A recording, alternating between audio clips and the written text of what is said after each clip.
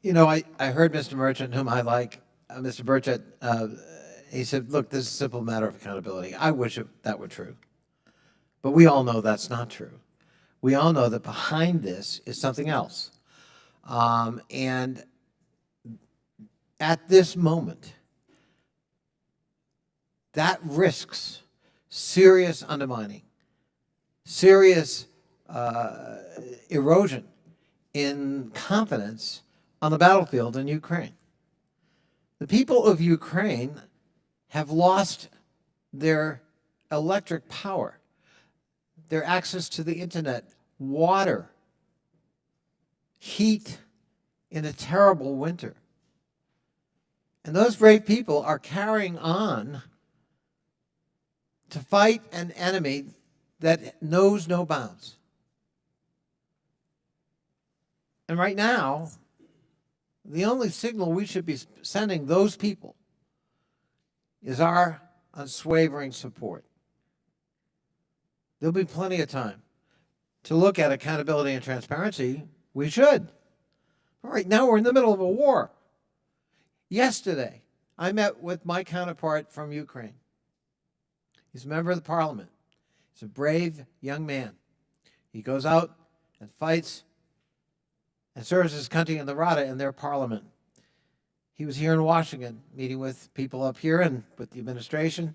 He told me that yesterday there were 70 missile strikes against Ukraine, 70.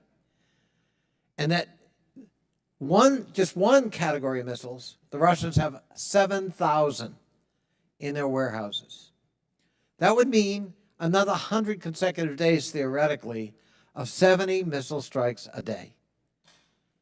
Can one imagine the cost of that in human lives, in human suffering, and the damage to infrastructure that is very difficult to repair? Because we're talking about old utility systems, many of which date back to the Soviet era. And they're trying to cope with all of that.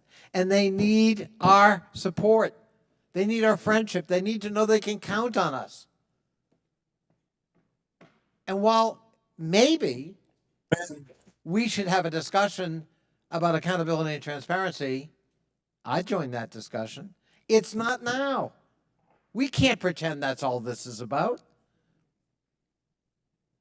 This is about reaffirming our support to the Ukrainian people and their struggle against authoritarianism, their struggle for the simple right to determine their own destiny, and they're sacrificing their lives for it.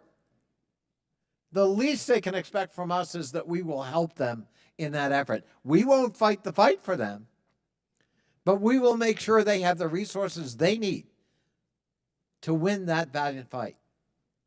So, Mr. Chairman, I join you in opposing this seemingly simple ROI that is anything but, because of the context and because of the message I believe it would send to the Ukrainian people.